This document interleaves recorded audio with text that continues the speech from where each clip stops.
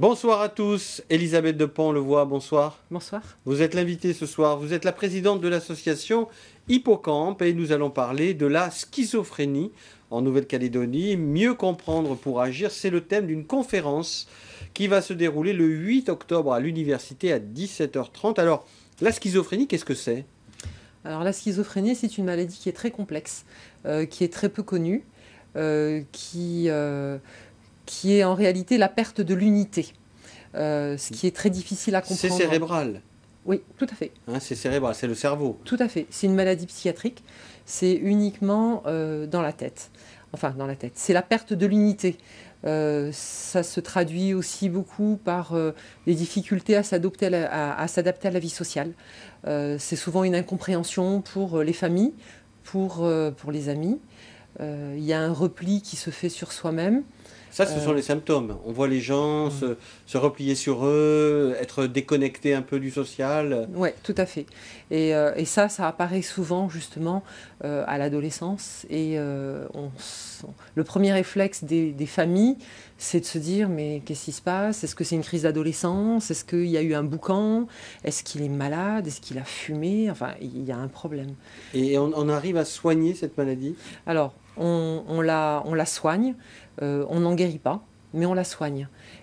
Par des médicaments qui sont des calmants ou des excitants ? Quel type de médicaments ? Alors, moi, je ne suis pas médecin, oui, d'accord. Mais j'encourage vraiment toutes les personnes à venir. Elles vont pouvoir poser des questions très précises. Après, ce sont des traitements qui sont donnés qui permettent de réunifier un petit peu ce cerveau, ces hallucinations que l'on peut avoir, de toutes sortes d'ailleurs.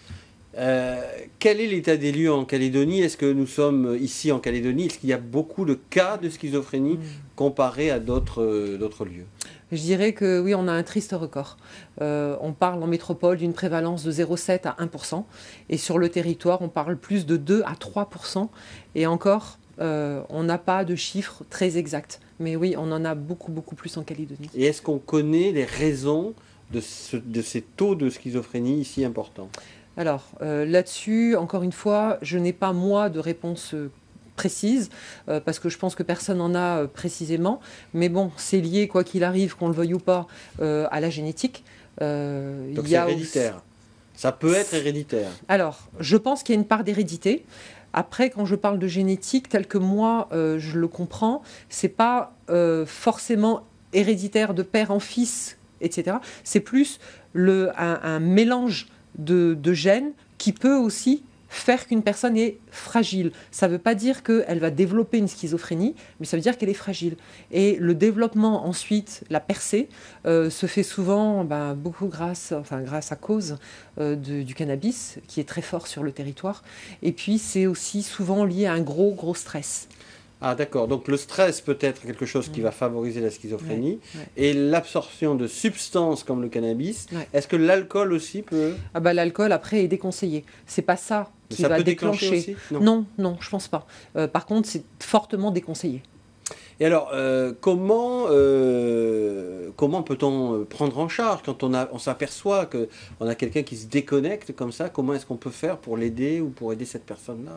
Alors, nous, l'association Hippocampe, les raisons qui nous ont vraiment motivés, c'est parce que justement, on veut être un soutien pour les familles, pour les personnes eux-mêmes, les patients, faire en sorte que la population arrête de stigmatiser cette maladie.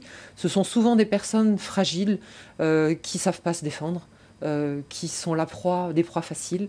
Alors nous, sur le territoire, quand on parle de schizophrène, comme en métropole, le schizo, en réalité, vous voyez, au Canada, on fait des émissions, on invite des personnes sur le plateau et on les encourage et on leur dit bravo, merci d'avoir eu le courage de partager votre douleur. Ce sont souvent des personnes qui ont peur de ce qu'elles voient, de ce qu'elles entendent. Donc il faut les rassurer. Ah oui, complètement. Il faut les accompagner, il faut les entourer, il faut les rassurer. Tout à fait. Alors le bon soin, c'est une prise en charge, bien sûr, des familles, que les familles sachent comment approcher cette personne, surtout pas lui dire mais t'es qu'un feignant, t'es un nul, mais t'es paresseux, enfin qu'est-ce que c'est que ce truc, tu dis n'importe quoi. Là, ça fait monter la pression et la personne a de plus en plus de mal, pour le coup, à parler. Donc les familles ont un rôle. Le médical, très très très important. On ne peut pas aider une personne si elle n'a pas un traitement. Et bien sûr aussi beaucoup de bienveillance.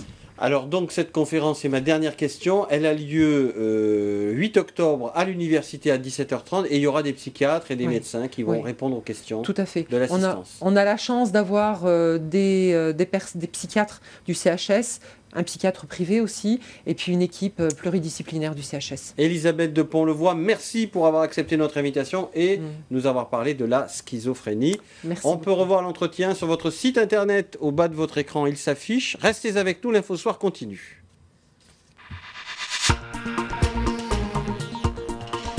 L'info continue, retrouvez-nous à 19h30.